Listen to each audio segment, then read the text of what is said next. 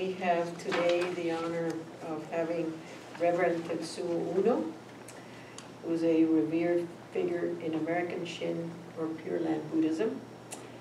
He studied at UC Berkeley, Ryokoku University in Kyoto, Tokyo University, and UCLA.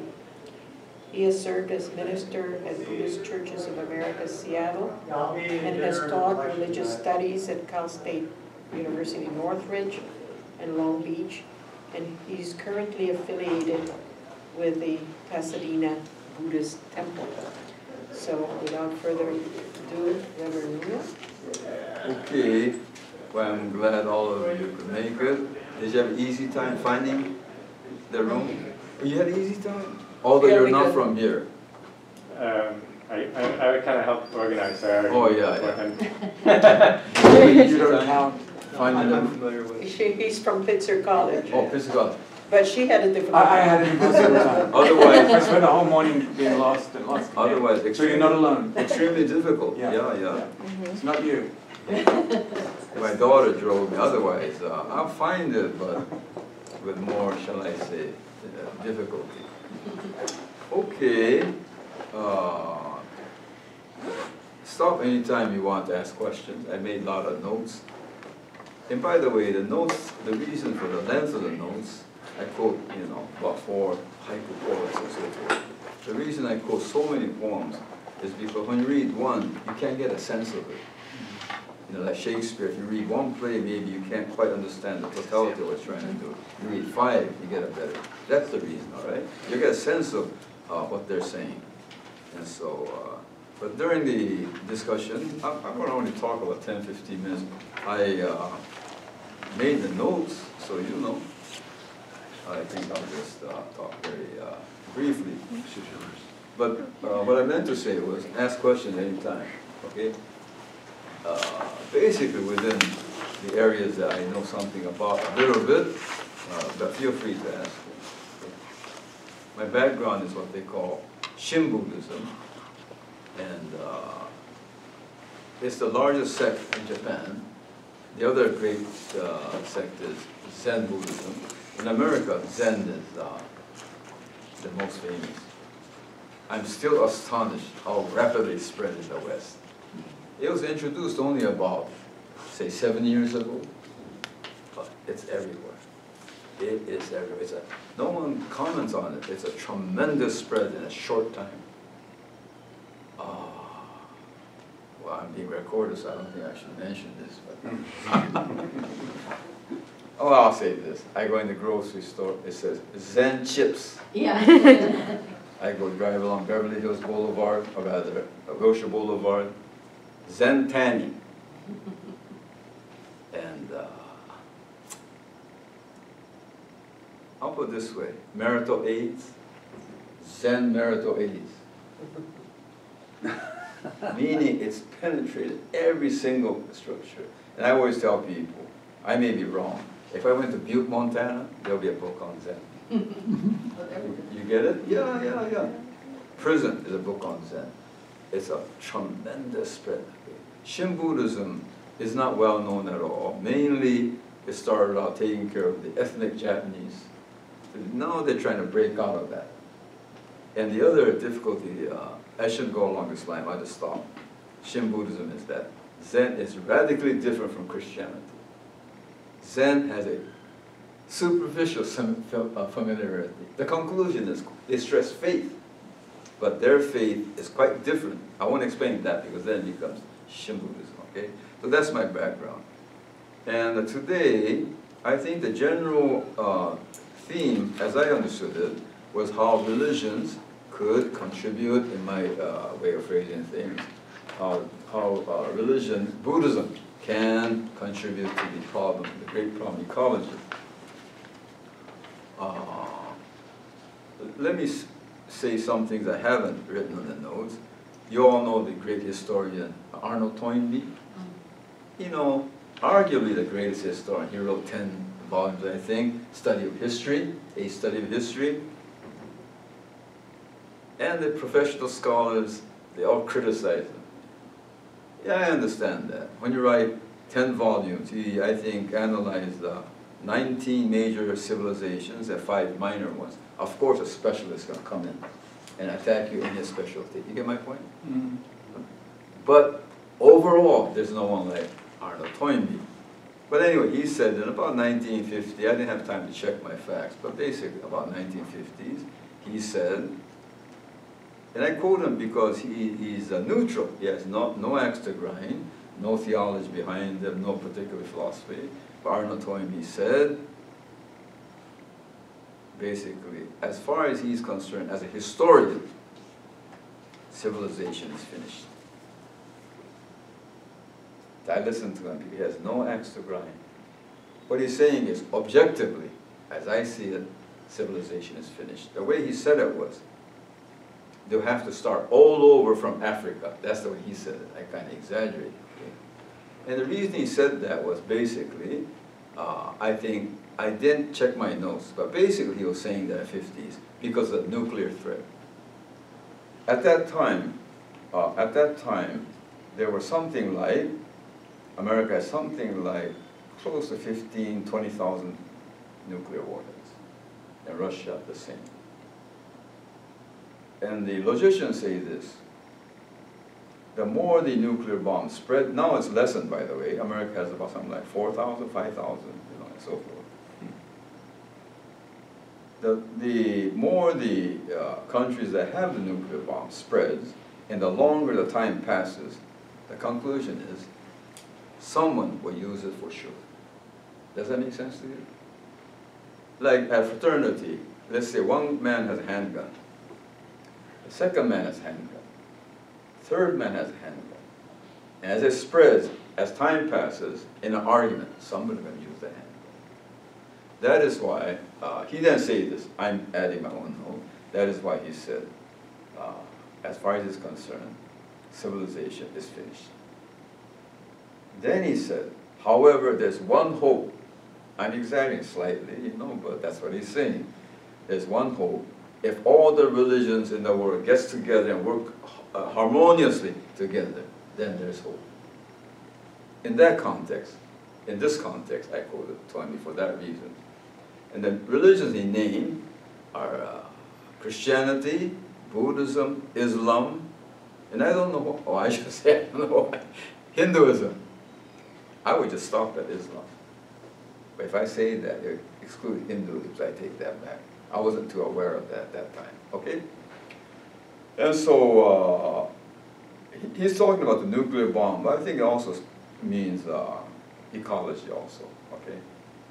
And the other day, this I didn't have time to check, but I read it, so I think it's only several days ago, so I think it's correct. Stephen Hawkins, do you know what what did he say? Do you remember? It had to do with artificial intelligence. Yeah, right. Yeah. Yeah, well, eventually it's going to outsmart us. Yeah.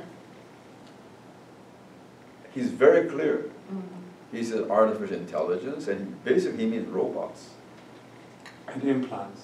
Huh? And implants. Yeah, implant, that kind of technology. Yeah. Yeah. And he is saying this, it's going to destroy civilization. And he has no axe to grind. And the great existential thinker, perhaps arguably the greatest of the last 50, 60, 70 years, Martin Heidegger, really worried about technology, really concerned. Okay? And so in that context, for conference like this to get together, for religions to ponder and meditate on what they could do to correct the ecological situation, I think is relevant, I believe, all right? And I'm getting ahead of myself, but let me say this. You'll notice, and I don't plan these notes, I just write. I say, oh gee, I didn't mention that, okay? And you'll notice that a positive state, what I did was, I tried to show, the term that was assigned to me was non-duality, and I showed through various quotations, Buddhism teaches over and over. I'm going to say something, maybe I'll get criticized later, that all kinds of, like a form and shunyata, the great shunyata, emptiness, are one.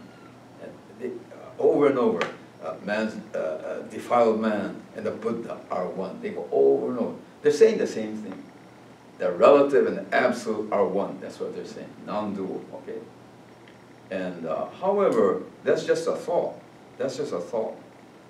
And what I wanted to say in these notes is that thoughts are just thoughts. They're just words. They're just sounds, by the way. They're just, letters written on a page. What's crucial is for that thought to be embodied, to experience, to be intuitive, to be embodied. And to do that, I quoted 4 noted haiku poets, a Zen master, and a Tendai priest, showing men who don't talk about non-duality, who don't write doctoral theses on non-duality, but who lived it. They don't even know they're living it, but they're living it. It shows in their poetry. So I quoted poem after poem. And I think I mentioned this. The reason I then quote 1 is that 1 is enough, but when you see 15, then you get a sense, the unconveyable sense in words, that is, of what they're trying to say, okay? But one lack is, and this, I don't think it's my fault. I don't know anything about the technical aspect of ecology. I don't suggest anything along the line of, we should do this regarding the water shortage, There is no suggestion. And the reason behind that, or reason for that is, not only in this context, but other contexts too, I believe, for example, a psychoanalyst's duty is not to go out on the street and march for even racial equality and so forth. I don't think so. His duty is to create balanced people so they could go out and protest injustice and so forth. As a human being, it's all right for him to go out and do that. But a psychoanalyst, his task is to create, shall I say, compassionate human beings. So, falsely stated, what I tried to do was present people, as I said, who embody non-duality. And once we, myself included, get a sense of that ourselves, then we go up and then, on an objective level, on an ethical basis, start to work on behalf of this or that ecological solution, okay? I don't know if I phrased that correctly, but that's the way I think. And then, just to bolster what I'm trying to say, I thought of 2 people. One I already mentioned. And some of you are familiar with Dixon is very familiar with D.T. Suzuki. Have you all heard the name Daisetsu Teitaro Suzuki? To me, it's astonishing.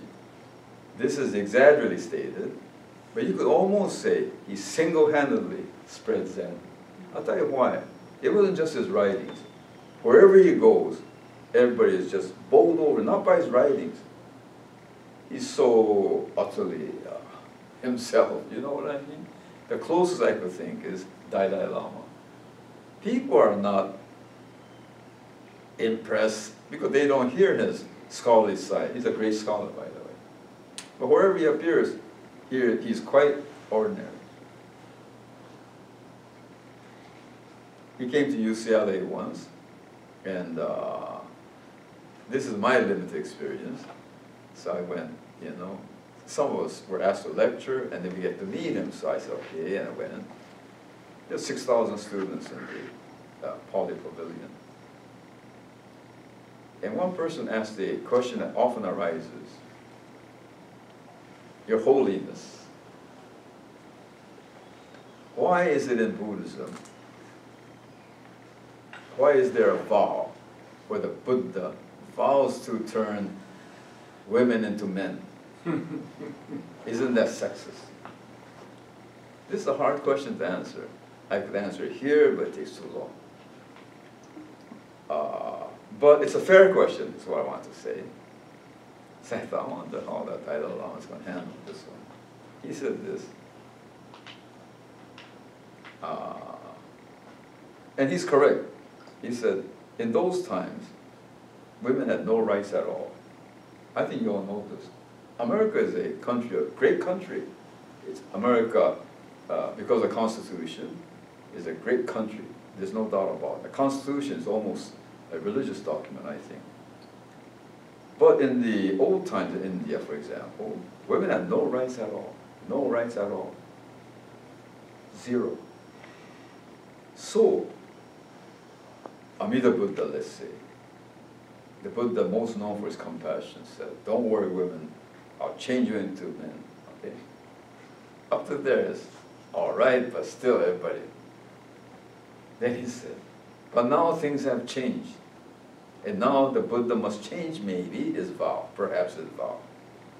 He must now vow, men, don't worry, I'll change you into women. Then everybody, whoa. It's not what he said. It's the way he's one with you. You get it? Nondual. Or one time, he was being interviewed by reporters, and I'll get back to my notes, but they said to him, Sir, Your Holiness, tomorrow you have lots of time. What do you plan to do? He says, yeah. What do you plan to do? He says, I'm going shopping.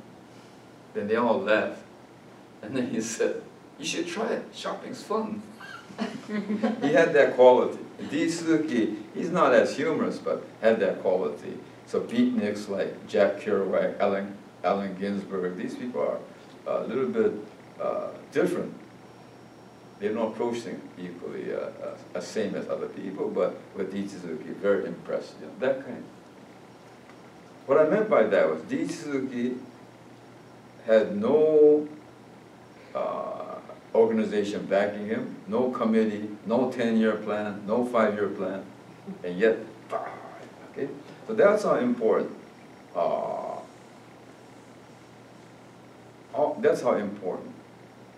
the subjective element, where someone really understands what he's doing. Okay, yeah. And he doesn't even know it. But he didn't, I'm sure, I have to check this, but I'm sure he didn't say, all right, let's have form a committee of Zen priests and so forth and discuss and create a 10-year plan as to how to spread Zen. He just went around, you know, okay? And the other example that comes to mind, I talked about this many years ago. I lost the book, so I have to talk about memory, but it's something extraordinary happened in southern France during World War II. At that time, the Vichy government, loyal to the Nazi government, took over. And there are a lot of collaborators. Under those circumstances, there was one pastor, his name is André Trocmé. Without thinking, he led his congregation and the villagers of a small town in southern France called Le Chambon-sur-Lignon. And I double-checked this now. It's not quite accurate, but because they don't know how many exactly. The village only has about a population of, say, 3,000, 4,000. And everybody, the peasants, the farmers of Le Chambon, hid approximately 1,500, 2,000 Jews. And there was no plan. He didn't say, okay, let's form a committee on how to save the Jews who seek help from us. He said, all right, we have to do something. And he recruited his cousin, Daniel Trocmé. He said, all right, and they started to spread. And Daniel eventually was caught and was executed. And Andrew Trocmé was also arrested. And he served for a while, but somehow, due to certain circumstances, they let him go, or he didn't go to Auschwitz, etc. Daniel Trocmé was put to death, yeah. And what I wanted to say was, there was no plan, there was no committee, there were no PhD thesis on this. But Trocmé just did that. That's amazing to me, just astonishing to me. Hey, by the way, having said this, it is better, or you must have a plan now. You get my point? I don't mean just to go out and just turn off a sprinkler and that's my contribution. No, no, no. You should have a plan, but I'm showing the subjective side. And I'll end that section, but something like this. You all know this. You all know this, but I'll repeat Otto Frank, the father of Anne Frank, sensed that the Nazis, Gestapo, coming around. He had a secretary named Meat Geese. I have a photograph at home. And Otto Frank called me into his office once and said, Meat, I'm going to ask you to do something that's very difficult. So if you find it too hard, just say it. Meat, I want you to hide my family and the Van Damme family. The more the numbers of people you're going to hide increases, more difficult. But when you're buying eggs and you're living alone and you buy 4 dozen eggs, what is going on? You know, yeah, okay. But when he asked me, so can you hide this during until the end of the war? And she said, of course. And of course, she's not like Andrea Trotman. She didn't lead a movement, but because of that single act, her act just, shall I say, filtered out into the world, and still creates a kind of energy, you know, of compassion and so forth. I just thought of it now. I go to study in Japan after the war, maybe 10 years after the war. And the first play the Japanese put on, one of the first plays, is Anne Frank. They were struck by that fact. Okay? So these are examples you could multiply endlessly, you know. But what I wanted to say was that the subjective side is very crucial. And other thing I wanted to say, but I didn't have time to check. I went to check, but it was closed, the C.G. Jung Institute. They have a tremendous library. And I was going to ask them, I'm looking for this, can you help me find it? And what I was looking for was, I read a book once in C.G. Jung's, not his, one of his disciples. It's called Synchronicity. And he didn't really, I don't think, develop this idea. But something like, synchronicity means A calls of me. What it means is, instead of A hitting B and B moving, 2 similar events occur at the same time. As soon as, for example, a conference in college is held at Pitzer College, all of a sudden, in Kansas somewhere, they're going to start the same kind of thing. Okay, but don't quote me on this, because I'm not quite sure exactly what they're trying to say. Oh, this is a little off, I'll say this. Some of you may have gotten a phone call from your best friend. This happened to me. I was going to call a friend, without anything ringing, he goes, hello? It didn't ring. He picked up exactly the same time. Or the one that I'm sure some of you, I hope you didn't, because it's not good, but you know, you're studying somewhere in Switzerland, and you think, gee, I better go home to see Dad, you know. I think he's getting older, he may not last long. And you get a phone call, Dad just passed away. You know what I mean? That kind of thing. Now, along that line, I read somewhere that even without his Jung's approval, I could say this because I believe it. And the thought is that when one person truly understands, there's a concentric circle of influence that starts to spread out. And I think so because many years I served at church, I taught for a while at college and so forth, but especially in church. If one, in Christian church, for example, maybe Dixon could comment on this, but in a Christian church of 250 members, if one Christian member becomes an authentic Christian, it affects that church. What do you think? I think so. The way he helps the church is different. So people learn, you know, learn from him. You know. Although the person himself shouldn't be aware of those things, you know. No, he's just real, that's all. I really believe that. And so, in terms of ecology, and the problems we face, well, Dr. Cobb is one person. You know, he's one person. There's no committee of John Cobb. So he's affecting people. And I don't mean to pick on John Cobb, but it's not just his activities. It's the way he approaches things. okay? His interior manifests itself. So anyway, summarizing everything, the importance of the individual, I want to emphasize. And then, again, everybody, community is important, 10-year plans are important, okay? I don't mean to dismiss those. Okay, that's my introductory remark. And then I already mentioned why I quoted all these, okay? Let me just go real quickly, then 30 minutes because, I don't know how long this hour lasts. 25 and then he has 25. Who? He's speaking also. Oh, John Reese? Yeah. Oh, I thought you were John Reese. I kept looking at you like this. Okay, I'll quit. Let me put it this way, I'll just go, okay. First page. It starts out Yoshino Mountains. Yoshino was a quasi-sacred mountain in Japan. See the feeling they have for nature. And then if you go down, next to, toward the bottom, he talks about holy Himalayas. And when I read that, I remember the first man to climb Mount Everest was Sir Edmund Hillary, and then his Sherpa was a man named, a great hero in Nepal, Tenzing Norgay.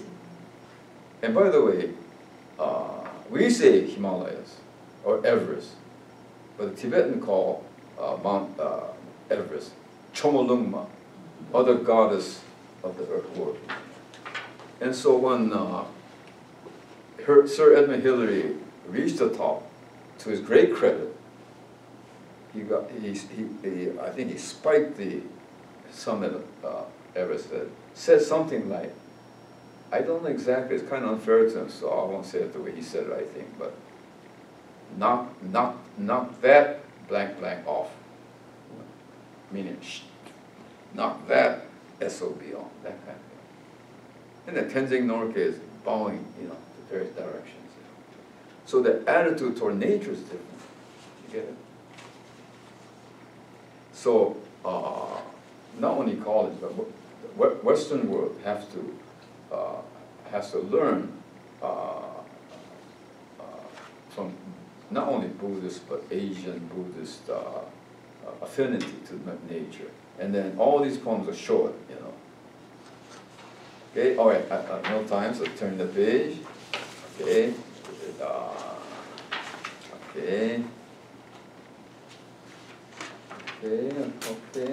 All of them are saying doing the same thing I talked about. So, okay, let me just I'll just mention one last thing, and then I want to have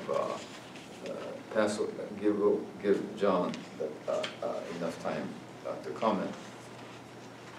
The story, not aside from poetry, the anecdote I want to quote was the anecdote that of a Zen master, contemporary Zen master. It's on page 7, the last page, to show you how Buddhists manifest their non-duality, or the affirmative way of saying it is that their oneness with nature and so forth.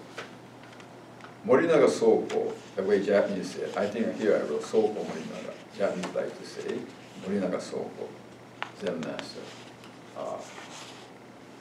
Begged a great contemporary Zen master named Goto Zuigan to be his disciple. In Zen, by the way, no Zen master says, you want to be my disciple? No, you got to beg to become a disciple. For 3 days you sleep before, with your head on the veranda like this, before he says, okay. He's more likely to say, you worthless trash, go away, that kind of thing. But finally, Morinaga was accepted. And then right away, his master said, clean the garden. So he cleaned it.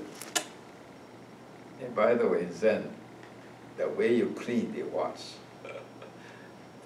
Like when you're wiping the car, if you do this, you gotta put everything into it, And so he cleaned the garden. He did his best, and he got the trash and said, "Sir," his exact words.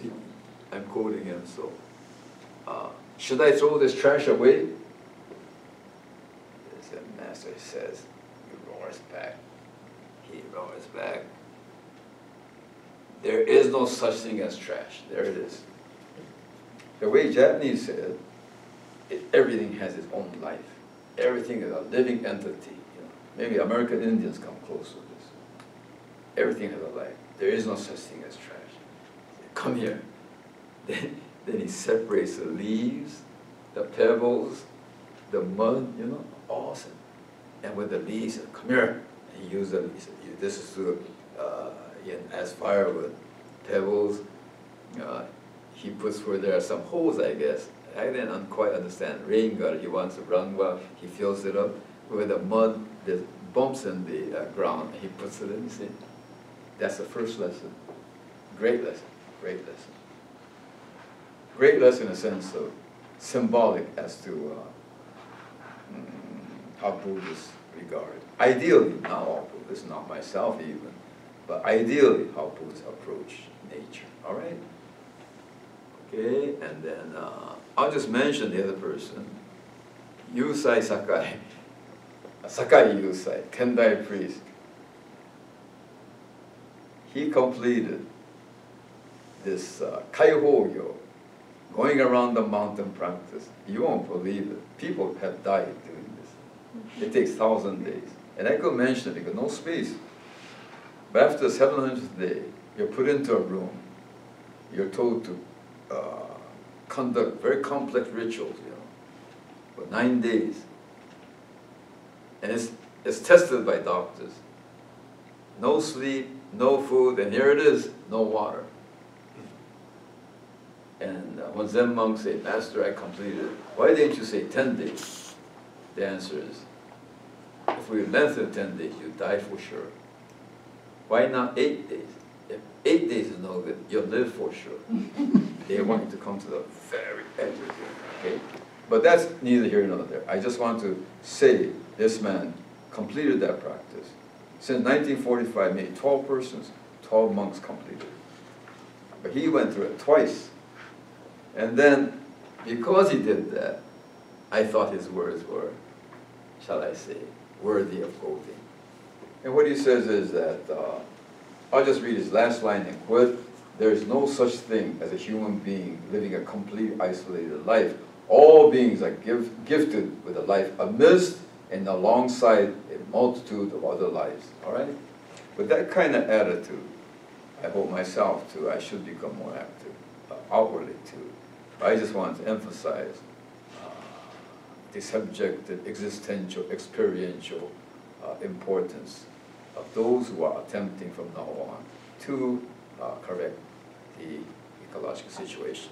At the very end, I'll say the latest ecological solution I heard showed this vast limitation. The latest solution of water shortage in America, California, was to haul water down from Shasta.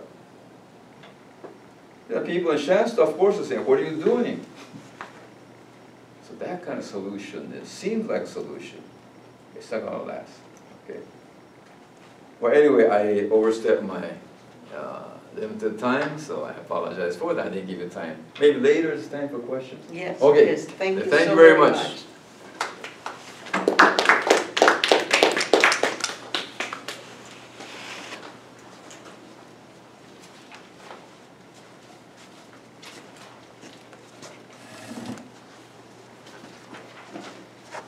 I wanted to introduce John Freese, who is an adjunct professor in Buddhism at the University of the West, and where he also has received his master's in divinity. He has been a student of both Advaita Vedanta in the lineage of Ramana Maharshi, and also for many years trained as a monk in the Thich Nhat Hanh tradition. And he is currently a Buddhist chaplain in various prisons and an active member of the Engaged Buddhist Alliance and the Order of Interbeing, and that is why he is wearing this jacket, which is the jacket of the people who are part of the Order of Interbeing, which was created during the Vietnam War by Thich Nhat Hanh. John? Thank you everybody for coming. Nice to see everyone. So the question of what is the how to respond. And so, to me, the answer to respond is, in Buddhism, respond with the right effort. So, I'm going to talk about right effort, and I'm going to compare it with natural farming. So right effort is the sixth component of the Eightfold Path, and it has to do with the section. The Eightfold Path can be seen as precepts, concentration, and insight. And so the concentration is about meditation practice, and right effort is part of the meditation practice. And the word in Buddhism they call bhavana, which means cultivation. So right effort is a practice of cultivation. So you can think of it's like being a farmer, like you're farming. And then natural farming, this is a term by Masanobu Fukuoka, who is a Japanese farmer. He lived from 1913 to 2008, and he developed a system of farming that has 5 principles. One is no tillage, meaning you don't plow the soil. No fertilizer, so no external fertilizer. No pesticides or herbicides. No weeding, and no pruning. And the focus, what he says is the focus is to increase the fertility of the soil, increase biodiversity. And so the idea is he's not trying to grow plants, he's trying to increase the fertility of the soil, and the plants are just the byproduct of making the soil more fertile. So to me, I see a connection between Buddhist cultivation of the mind, the soil of consciousness, with natural farming. I see them as a similar process. So right effort, kind of the brief definition is when an unwholesome mental quality is not coming up, then don't do anything to make it come up. Like make sure it stays down. And then if an unwholesome mental quality has come up, then you should let go. You should abandon that quality so that it'll go back down. And then if a wholesome quality is not coming up, then you should do something to make a wholesome quality come up. And if a wholesome quality is already up, then you enjoy or make effort to have it continue as long as possible. So this is right effort. And the way Thich Nhat Hanh talks about it, he talks about that these mental qualities or these mental formations are like seeds, and they're stored in our ground consciousness. So in Buddhism and Mahayana Buddhism, they talk about 8 consciousnesses, and the 8th consciousness is the ground consciousness. So Thich Nhat Hanh would say there's all these seeds, these mental formations in the ground consciousness, and so our job is to be a farmer. The mind consciousness is one of the other consciousnesses, is like the farmer, and we're farming our ground consciousness. And so as an example, if I say, like, think about your mother, then you heard the sound come in your ears when I said think about your mother, and so then right away a mental formation of your mother comes up. So you may have like an image or a certain feeling in your body that has to do with your mother, and so that's the mental formation of your mother coming up. So it's all these different seeds in our stored consciousness, and they get watered and come up. And so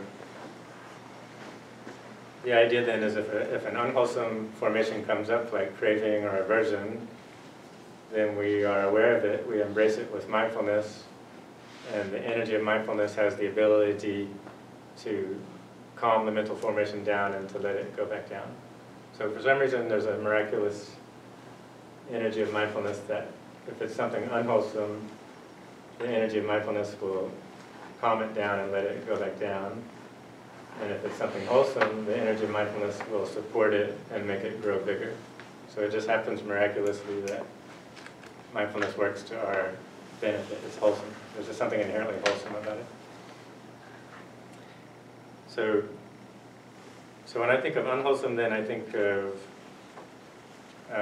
something, it's an action that it has like a short-term temptation. There's a temptation of a short-term high or a short-term release, some kind of short-term, what seems to be a benefit, but then it leads to like a long-term deficit. It leads to like a long-term suffering. So, kind of in Buddhism, we talk about the 5 precepts of not killing, not stealing, not engaging in sexual misconduct, no false or harmful speech, and no intoxicants. So you can think these are 5 areas that, in general, if you break these precepts, it's probably because there's some short-term high or short-term benefit you were looking for. It promised some short-term release, but then afterwards you feel like, oh, you're depleted or you're suffering as a result. And another category for unwholesome mental formations is what's called the 5 maras. And so in Buddhism we'll talk about money, sex, power and fame, too much good food, and too much sleep. So that's, in Buddhism traditionally, these are 5 things that they're not bad in and of themselves, but if you become obsessed, if they become the focus of your life, chances are it's going to lead to unhappiness. Yeah. And these days, I think the problem is not necessarily too much food, but unhealthy food, or taking in too much unhealthy food, and maybe also not. For us, also, I think is not getting enough sleep. That's that's one of our modern sufferings. But you get the general idea that these are the unwholesome mental formations that, when they come up, we want to be aware of them and let them go back down. And so then, by practicing mindfulness and by keeping the precepts, it's helping us be in touch. Maybe there's some kind of suffering underneath that temptation, and this helps us embrace the suffering, and helps us, by embracing and transforming the suffering, we get in touch with like a deeper level of happiness or a deeper contentment.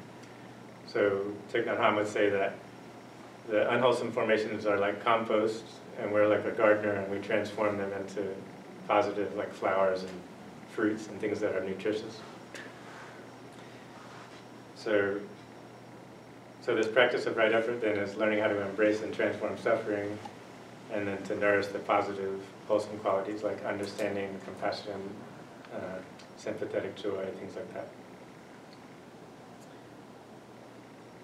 And so this practice, we think that the farmer is separate from the field, but actually the farmer is a manifestation of the field, because the farmer eats the food that comes from the field. So you actually can't make a separation between the farmer and the field. And so Thich Nhat Hanh will talk about when we practice deeply, we start getting in touch with interbeing, and he'll say, like the wave on the ocean, we normally think we're a separate wave. I'm this wave over here, and you're this wave over there, and you're this wave over here. And so there's this feeling of separation. Or there's also the feeling like, oh, I'm a wave manifesting now, but later on I'm going to die, and I won't exist anymore. And so Thich Nhat Hanh will talk about how the true nature of the wave is water. It's not caught by the individual wave. So that identification as the individual wave is actually a misperception or a wrong perception. But based on our inability to be with suffering and embrace and transform suffering, and then also our reacting with craving and aversion, those 2 things cause us to identify with and attach to ourselves as like a separate individual being, and that's like creating separation. So then with right effort, we're able to open up and touch into like this deeper level of reality, and then so the ground consciousness then is the support for both the subject and the object. So it's not, the ground consciousness is the source of the manifestation for my body and my consciousness, but it's also the source of what's happening outside as well. So the idea of separation is just a misperception. So also, I think this speaks that the farmer is making an effort, but the soil itself is actually doing the work. So the farmer is planting the seeds and pulling out the weeds and doing the water, but the soil is what does the real work. So in the same way, we're cultivating these wholesome mental formations and abandoning the unwholesome ones, but it's the ground consciousness that's really doing the work and the deep transformation. Okay, so then, so what I would say then is basically that this practice then is cultivating the fertility of our consciousness. The soil of our consciousness is becoming more and more fertile and more rich, and that leads to a deeper abundance or a deeper feeling of contentment. And so then, like the short-term craving and aversion, you could say that's kind of like pesticides or fertilizer. It leads to some short-term, you'll get some immediate result, but then the soil of your being will be depleted or polluted as a result. And so the long-term happiness will suffer as a result. So Fukuoka, he practiced natural farming. And so I'll just give some examples of what he did. So it used to be in what he observed in Japan, they would grow the rice, and then at the end of the harvest they would cut the rice straw, and then the actual seeds that we eat, the rice seeds that we eat, they would harvest, but then the straw they would just burn. They would just burn the straw. And so he's like, oh, all that straw is coming from the soil. There's all this nutrition in the soil that's coming up in the straw, and it's just we're like throwing away the nutrition. But the problem is if you plant rice again, say you put the straw back in the field, the chemistry of the soil, the rice, you can't grow rice a second time in that field because the chemistry is off. But what he found is if you alternate rice and barley, so you grow the rice, you harvest the seeds, but then you put the straw back in the field, and then you plant barley. The barley has no problem with the rice straw. So it's like, it's able to grow and actually use, the nutrition goes back in the soil and the barley can make use of it.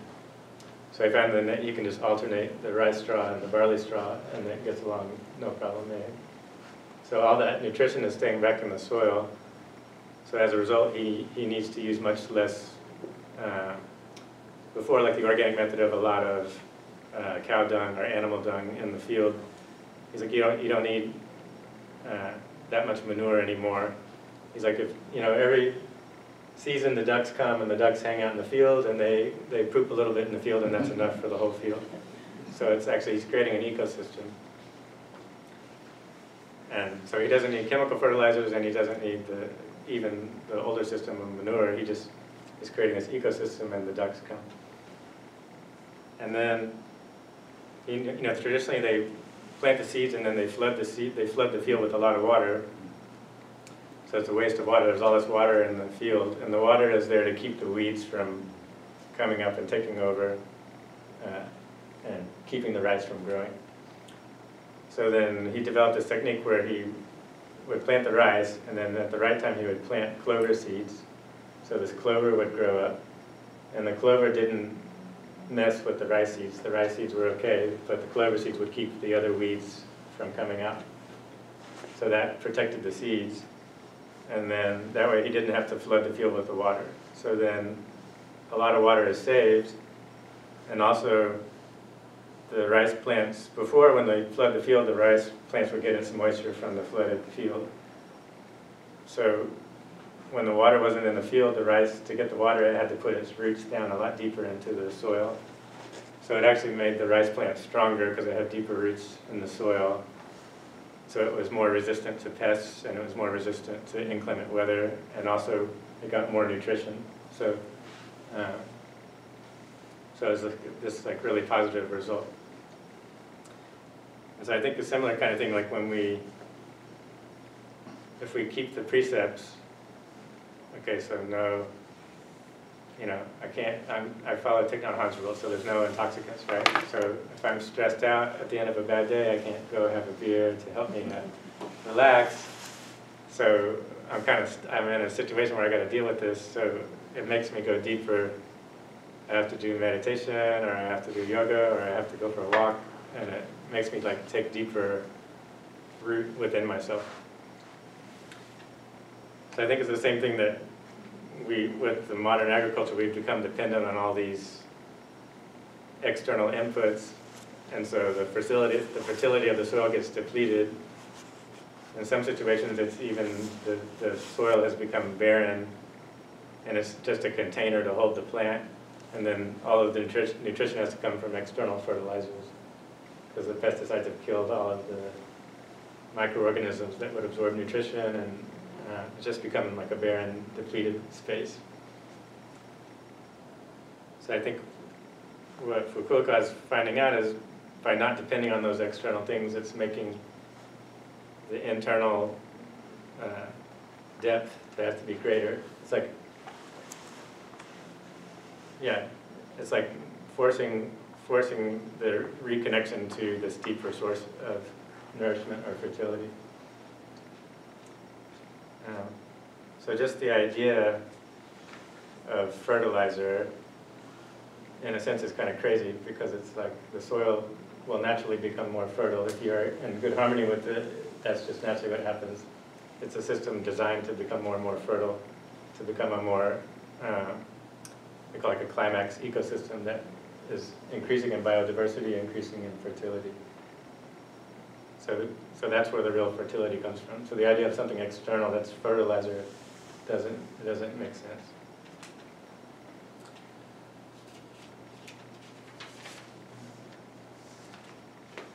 So I think then if we look at a large-scale application of right effort, so one way of looking at it then would be with fossil fuels. So the right effort would be don't bring up any new fossil fuel from the ground. So don't bring up any more unwholesome mental formations from the ground. So no new extraction sites such as tar sands or Arctic Ocean. And then abandon bringing up the current extraction. So we have to obviously shift from fossil fuel to renewable energy. So that means literally the things that we're currently pulling up from the ground, we have to abandon and let it stay in the ground. And then on the other side, then the wholesome formations that we're not bringing up, we should bring up. So the renewable energy as a wholesome formation, that's something new that should be brought up, that should be brought into manifestation, literally from the ground consciousness. So the idea of inside-outside, and it's inside our consciousness as a thought, but it's also the ground consciousness as a metaphysical reality that we need to bring into manifestation. And then, of course, support existing renewable energy that's already there and help that grow even more. And then we could say the same thing with animal agriculture, not to increase animal agriculture because of the negative impact that it has. And then I think it's like decreasing animal agriculture, but then also the animal agriculture that we keep, we want to make it be more wholesome and more organic, so it's not causing as negative of an impact. So I think those are probably two of the biggest formations that we have to deal with, is fossil fuels and animal agriculture in terms of the global warming, in terms of the carbon footprint.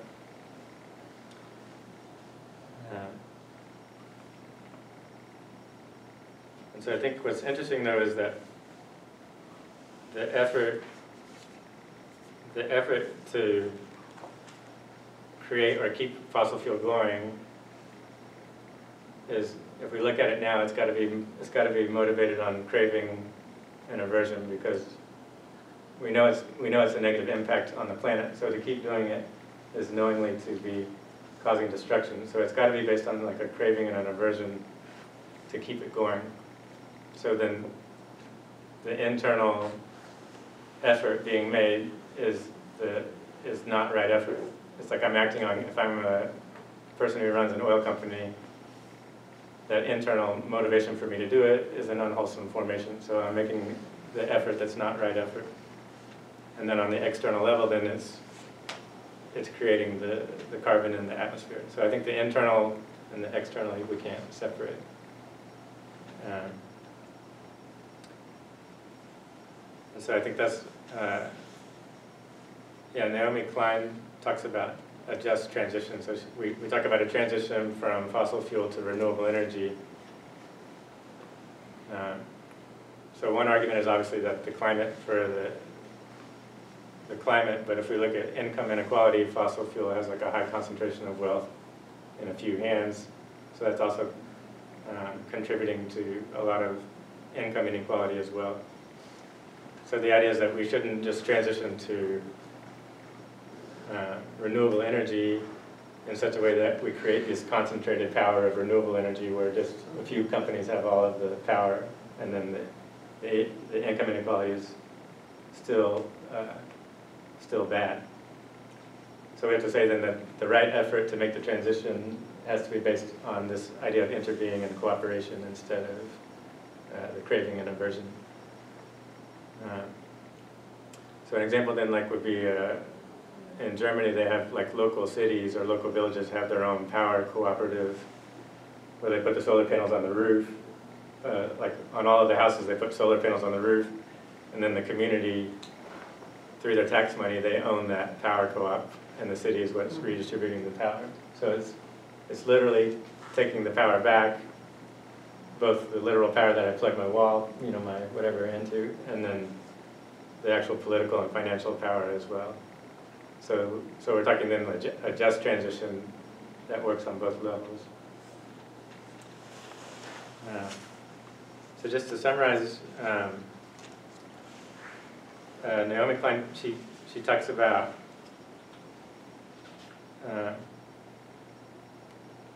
I guess when I think of right effort, so unwholesome versus wholesome, and so Naomi Klein will talk about extractivism versus regenerative or regeneration. So I think that's a good way of understanding an internal mindset or worldview as well as an external practice that's happening. And regeneration also as, the idea of connecting to this deeper source and this idea of building community as an experience of regeneration and non-competitiveness. I'll finish with a quote. This is from This Changes Everything. Yeah, by Naomi Klein. Great book. Yeah. Okay. Extractivism is a non-reciprocal, dominance-based relationship with the earth, one purely of taking. It is the opposite of stewardship, which involves taking, but also taking care that regeneration and future life continue. Extractivism is the mentality of the mountaintop remover and the old-growth clear-cutter. It is the reduction of life into objects for the use of others, giving them no integrity or value of their own, turning living complex ecosystems into, quote, natural resources, mountains into, quote, overburden, as the mining industry terms the forests, rocks, and streams that get in the way of its bulldozers. It is also the reduction of human beings, either into labor to be brutally extracted, pushed beyond limits, or alternatively into social burden, problems to be locked out at borders and locked away in prisons or reservations. In an extractivist economy, the interconnections among these various objectified components of life are ignored. The consequences of severing them are of no concern. So I think that's a very good way of looking at what is wholesome or unwholesome, looking at it in that terminology. And then looking at, from Buddhism, is the effort bringing about greater understanding and compassion, greater experience of interbeing, or is it reinforcing this false sense of a separate self that's cut off? Okay, thank you. Questions, concerns, issues, protests? I'm interested in taking those ideas and how to make them work on a global scale or work within a larger community. the admiration of those principles, it seems to me, are very sound principles. The question is how to get more people to follow them, consider them, at least sit still enough to hear them. Yeah. So from the Buddhist tradition, how do you, I know you change the world in a sense by changing yourself, but when the world doesn't change after you've changed yourself, Then you're in trouble. yeah, then you're in trouble. The world's in trouble. Yeah. So I'm just really interested from a practical point of view, as we're a number of different religions and persuasions and whatever, seeing that we really are in this place, which is not a good place to be, but we hope and believe we can move to another place that's better than this. So in practical terms, what does Buddhism offer? And Reverend Unno. Yes. Also. Well, I've been thinking of what he just said. You change, but then nothing else changes. What do you do? Because I was emphasizing changing oneself. See, then the next question is, once you change and nothing else changes, then what happens, you know? I'm letting John answer that. On a practical level, for me personally, I'm trying to work with the Thich Nhat Hanh community to get more organized. I mean, we already are working kind of within our local sanghas, like within my own weekly sangha that meets once a week. But as a collective, we're trying to get more organized in terms of having a clear kind of expression of view of like how we see things and what actions do we endorse. So we're working towards that. And then I think the Pope, his upcoming encyclical on climate change, I think is an opportunity for like an interfaith coming together where we're combining our messages together. So I'm also working, there's this Buddhist Climate Action Network, so we're working on creating a letter of response to the Pope's encyclical. Yeah. So I think that's a really good opportunity for people, interfaith, to come together and find out that we have these common values, like what I'm expressing here, figuring out what the Pope is saying, how those things come together. And then since it's interesting, since his is an encyclical that's going to go to all of the bishops in the Catholic Church, so it'll become localized. What I'm hoping is maybe he'll have some specific concrete things, and then maybe we could work together with the local Catholic community. So as Buddhists, we could kind of figure out our own version of that, and then maybe figure out how we can work together on it. So that's good. The Gary Snyder, who's a Zen poet, has a poem called Axe Handles, which is a wonderful poem about how his son breaks an axe handle, and and then he remembers his Chinese or his Japanese teacher, and then he remembers a poem in Chinese about how to shape. If you're going to shape a new handle, you have to have another handle close at hand, and he uses that metaphor of so we go on, we pass it on. So it seems to me what you're doing here today, what you're doing in your group, and what you're doing to spread the philosophy of the Nhat Hanh, all of those are important things. And in a way, it seems to me that the admiration of whatever we do, which is good and positive, if we in fact pass it on as teachers or as whatever we are, that seems to me to be, so I appreciated your going through those principles and reminding me of them, and thinking also, what's really beautiful is you use a metaphor, and that metaphor, it seems to me, is always more persuasive than an argument. So to talk about the metaphor of the soil and what we do with it as we do with ourselves. So thank you. Oh, thank you. Yeah.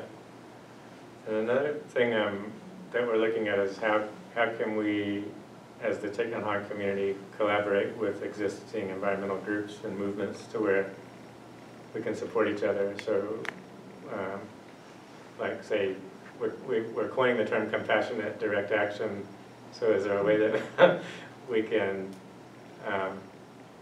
work with 350.org or client, the Rainforest Action Network or some kind of direct action where we're supporting them? I mean, we need that dialogue and figure out how would they like to be supported, but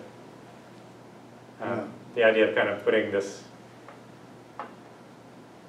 kind of way of looking or attitude or way of being, contributing that in however way that people want to receive it, so that it can become part of that direct action. And then, so those ideas can also cross-fertilize with each other as well. Right. Yeah. Thank you. My thought, this whole conference is about process thought, process theology. And I think what you're addressing is a movement from thought into action.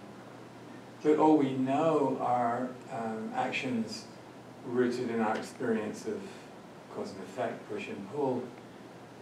And I so resonate with that distinction between remedial versus regenerative. So I'm just sort of voicing my internal questions out loud.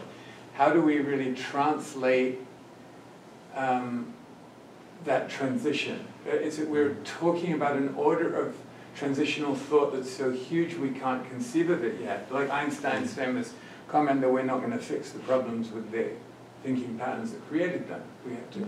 So otherwise it's just like pissing into the wind, right? Yeah. Which is what we're doing quite well.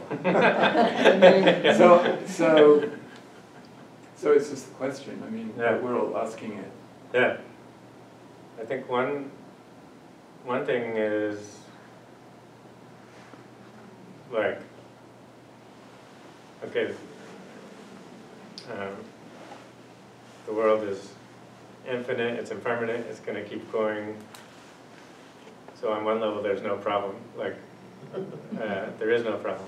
And that's like a radical Buddhist. That's like a radical point of view of kind of like complete letting go. And then at the same time, there is the experience of interbeing and the experience of, like, if this hand hits this hand accidentally with a hammer, this hand immediately goes and grabs this hand, and this hand doesn't shout at this one for hitting it, and like they just immediately come together. So at the same time, there is this interbeing and compassionate action where we have to respond. We have to respond. Yeah, absolutely. And then I'm thinking there's something about process thought in action that I'm thinking also the respect I have for Shin Buddhism, because there's so much trust there. There's so much faith. There's so much sense we don't have to work to get enlightened because it waits for us. And I think it comes down to knowing how to look for the solutions. And it's why I was contentious, I hope, with Sulak, because saying capitalism is bad is ridiculous. It's what we've got. We have to work with it. Sure, there are greedy people out there. There's also incredibly thoughtful people.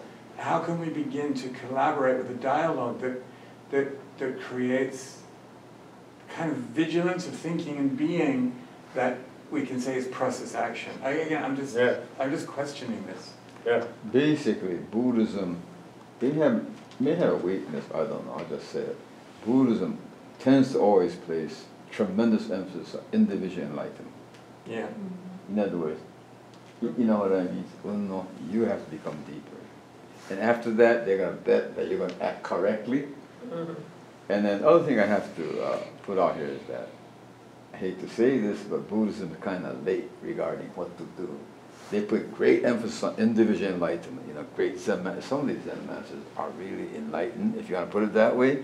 Great Shin Buddhists, stunning awareness. But they're a little late, and what John is saying, a little bit something that we have to become more aware of in my tradition of Japanese Buddhism. They don't go out too much into the world to correct things, you know what I mean? Yeah. But I have to say that because the Zen, they were, if you ask question, what should we do? they won't even answer you. See, you become more enlightened, you know. But there's a weakness in that too. If somebody's going to set off a nuclear bomb, you have to do something about that. So this is something quite new for we Japanese Buddhists and so forth, yeah. Connecting with society and so forth, okay? Yeah, all right.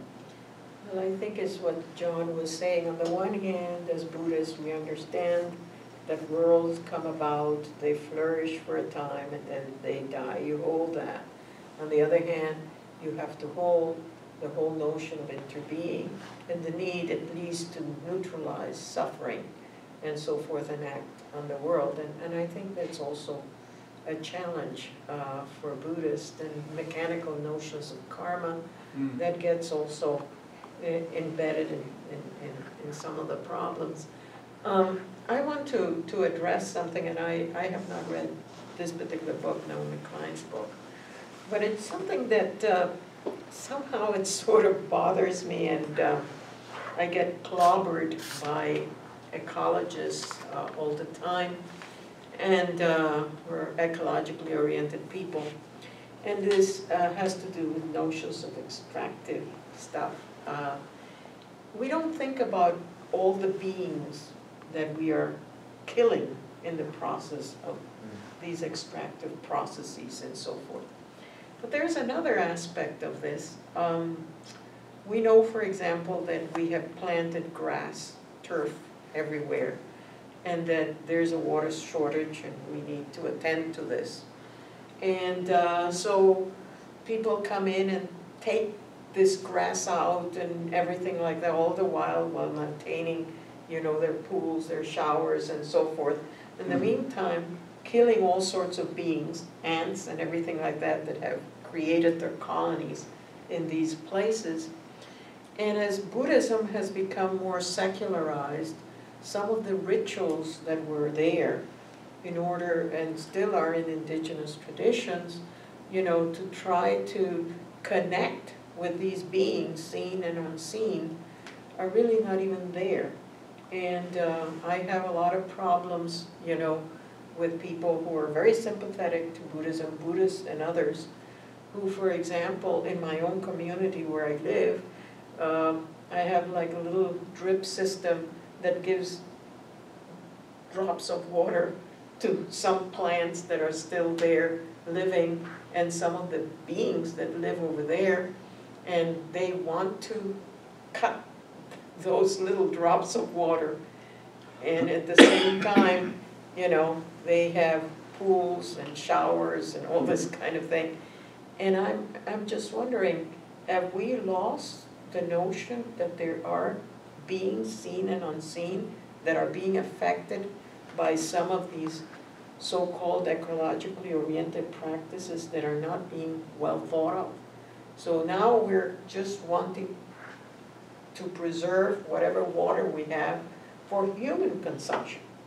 I mean, or at least dogs and cats that are domestic. But we are not really paying attention to all these beings that we're condemning to death. And I wonder if anybody shares with me this kind of concern for the bug, or for the little thing that you don't see, and what does that mean for our so-called enlightened environmental practices? I don't know if you have any. I mean, I think definitely things are so out of balance that we don't have just a natural environment and so, I mean, first of all, I think, we've objectified things or just seen it as things that we call the landscape architect, and they make something happen, and then it's there, and then it's like just redoing your house or something like that. So I feel like, we are lost. We don't have just the intimate connection with the natural world. Which is what Reverend Unno was talking about. We don't have those kinds of connections. Well, we also don't, I mean, it's one of the things that I've found, it's really funny, I find myself not wanting to kill an ant. And that's kind of something new, because I grew up where those are pests and you get rid of them, or, I found a mouse in my house, first time in 5 years, and I said something to someone, they said, well, they carry diseases, so, it's like somehow you separate yourself from, if you separate yourself from an ant, your question in a way is what else have you separated yourself from? And if your decision is to, to take, to worry about a shower for yourself, but not worry about a drop of water. I mean, it's a great metaphor, Lord, is that you think about you're going to deny this drop of water, but you don't deny, thousands of drops of water for yourself. So it's a fundamental question of how we've cut ourselves off from a whole range of sentient Beings. creatures, plants, animals, whatever. So, I have a strong reaction here. You're thinking about small beings inside the grass or something. My father owns a slaughterhouse in Hawaii. We know I that. grew up killing animals, and my uncle gets a sledgehammer and smashes the pigs right in here. Every morning, if I close my eyes for 5 seconds, I can hear the pigs screaming, till now. But all the animals being killed, but just for our food, it's just so fantastic. Well, no, I know that, but most environmental activists today would sort of have a problem with the slaughterhouse and everything like that. And we know that in the process of being, we walk around, we're killing. So, I mean, that could be taken even too far. But I am concerned about environmental activism that really separates us from sentient beings. And I'm not saying that at some point that little drop of water may have to be cut off even, but that we have absolutely no concern for all those sentient beings. On the other hand, we are supposedly practicing on the benefit of all sentient beings. So Yes, is it? So it's selective awareness. Yeah. Which is always going to play out because of our predilections. So then my question would be, when we're talking about the non-dual process or process thinking or process philosophy, is that not a way, for the purpose of this conference, to address in our being, in our ethics, in our thinking, that selective awareness? Because we're going to make choices, but it's choices without, or it's action based on choices that are informed by selective awareness. That's what we're talking about. Because in the end, all kinds of things are going to get Definitely killed, but it's the blindness. We're talking the ethical dimension. In ethical dimension, man is limited, and then he has to go to the religious dimension. He's limited this way. I think the phrase they use in philosophy is tragic moral choice. Either way you choose, it's not perfect, but you have to make a choice. I agree with you. And then I'll just finish my thought. You have to make a choice. You're limited, and because you're limited, in the end, you have to entrust your totality to a power outside of the ethical dimension, which Christians call, Karl Barth called it, holy other, and we call it in our religion, other power. Because we're limited. The famous example, you all, two people are drowning, your son and your husband. You have to choose one. And so forth, so forth. And so, yeah, we don't want to kill living beings, but then we have to eat at least vegetables. Definitely. But I think what was being said here is that we're not even aware okay. that we're making a choice. Okay. We go into, to take out all these plants and turf and whatever, and we're proud of being the best environmentalist. There's no sense that our lives are built on perhaps making these tragic that was choices. missing in my comment. Yeah. And So there has been awareness, see, that your choice, you're making it, but it's not the ideal choice. You know what I mean? Because there is no ideal choice. We have to eat. Definitely. But if you die, your family suffers and so forth, yeah. But it might be that perhaps the little drop of water to save 1,000 sentient beings is preferable than using the water for something else. Okay. You know, but there seems to be, even in our environmental movement, and I have great respect for the people who are really deeply involved in this work. Oh, yeah. There is no sense of our selective awareness, and there is no sense of the tragic moral choice. And that's my concern. Okay. Right. So we each take care of a bit piece of it. But my response is we need to maybe we need to weep more. To weep just in sorrow. Just to that's our way of being present as we face this huge devastation. Awareness in the end does lead to weeping, meaning contrition. Yeah, you're very aware of your limitation. Yeah, then you're entering it's all the same, but entering a religious dimension now. You know. There's where other power is really. Yeah, yeah.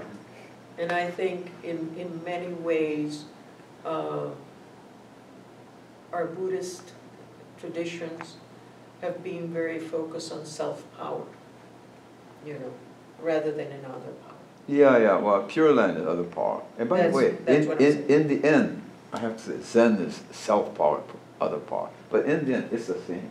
Okay. It's the same. Yeah, but it's the same.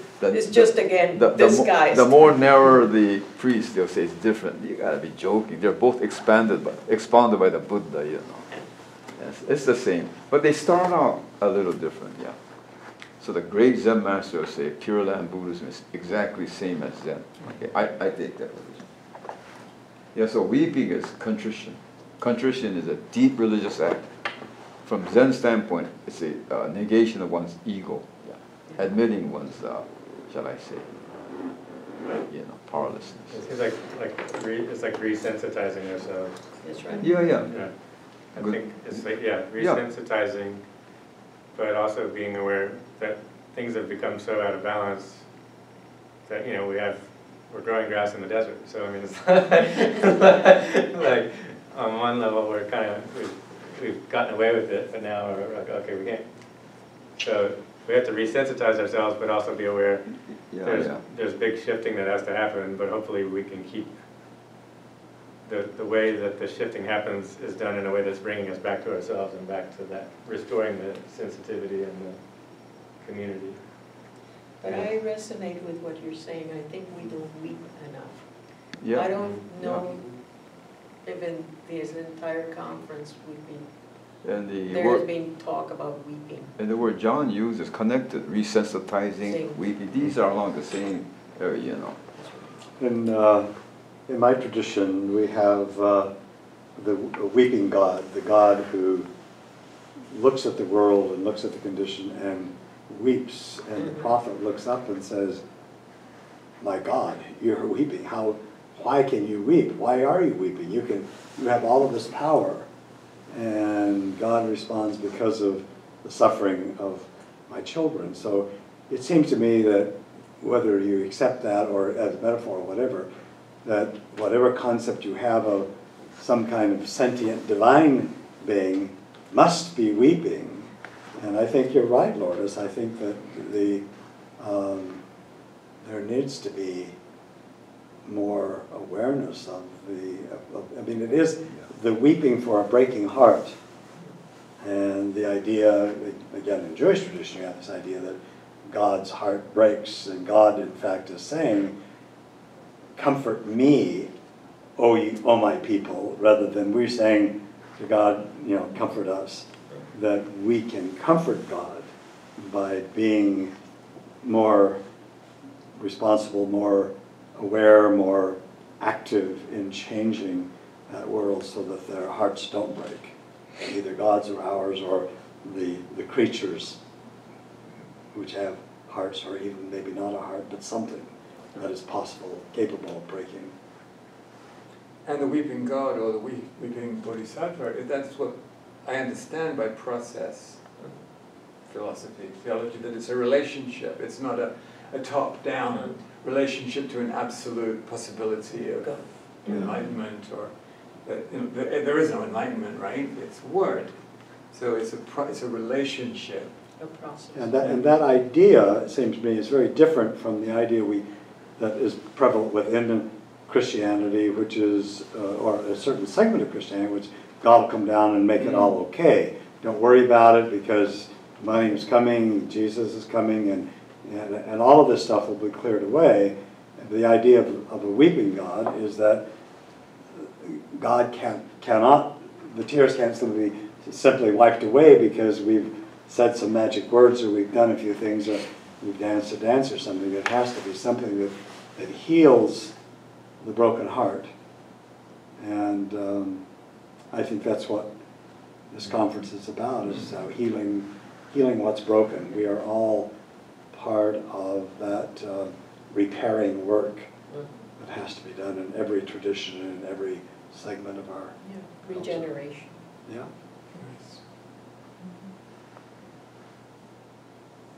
Yeah, I think it's, yeah, if we don't have the supportive conditions to be able to do that, then that's when things go off in the wrong direction. Yeah.